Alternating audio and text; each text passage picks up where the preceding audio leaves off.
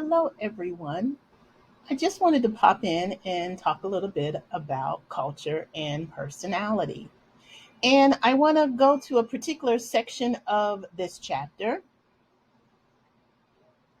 The chapter outline is defining personality. And I want to focus on the five factor model and the five factor theory. So that's what we're going to go to that portion. But before we get there, I'd like to tell you about the definition of personality, which is aspects of the individual's unique characteristic. We all have a unique sense of being of who we are. And this is enduring, this is consistent characteristics, traits, and predispositions. A trait is a characteristic or quality that distinguishes us as a person. So my friends would say, "Oh, Dr. L is so funny and so gregarious." That would be a trait. Identity is our perceived roles in life, our life experiences, our narratives, our values, our motives. This is what you all talked about last week, which I thoroughly enjoyed seeing all the videos related to your specific identity.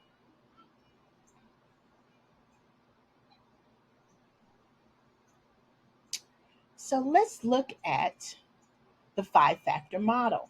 You're probably already familiar with this because this is the McCrae and Costas five factor model. It spells ocean, open to experience, conscientiousness, extroversion, agreeableness, and neuroticism.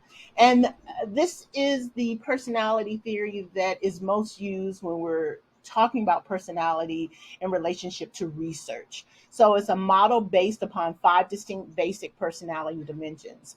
The IP Neo personality test that you'll be taking is going to give you your dimensions across these five factors.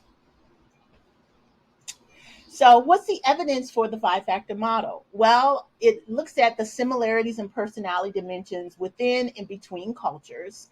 Of course, it is supported through those factor analysis of traits and adjectives from the English lexicon. So, also is a widely used measure revised by the Neo Personality Inventory that you'll be taking this week. So we have to keep in mind the English lexicon.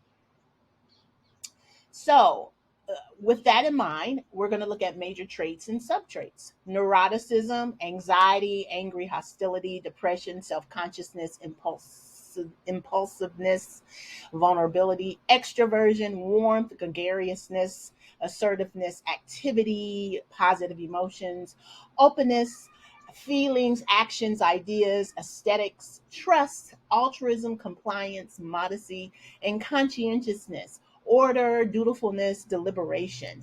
So these are some of the traits and subtraits that the Big Five taps into. Do these perceptions of what we call our national character correspond or aggregate to these personality traits, to these big five?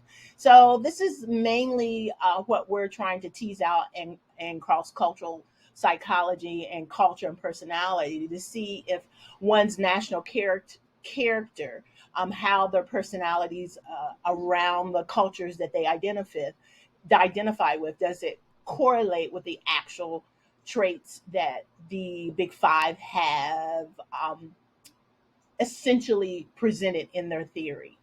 So, how do we maintain our national identity? A lot of times, our national identity is based upon where we come from, the language we speak, the environment that we live in, how we see ourselves. Sometimes this can be very stereotypical about personalities from different cultures in terms of how individuals express themselves. And a lot of times these stereotypes are supported by misinformation.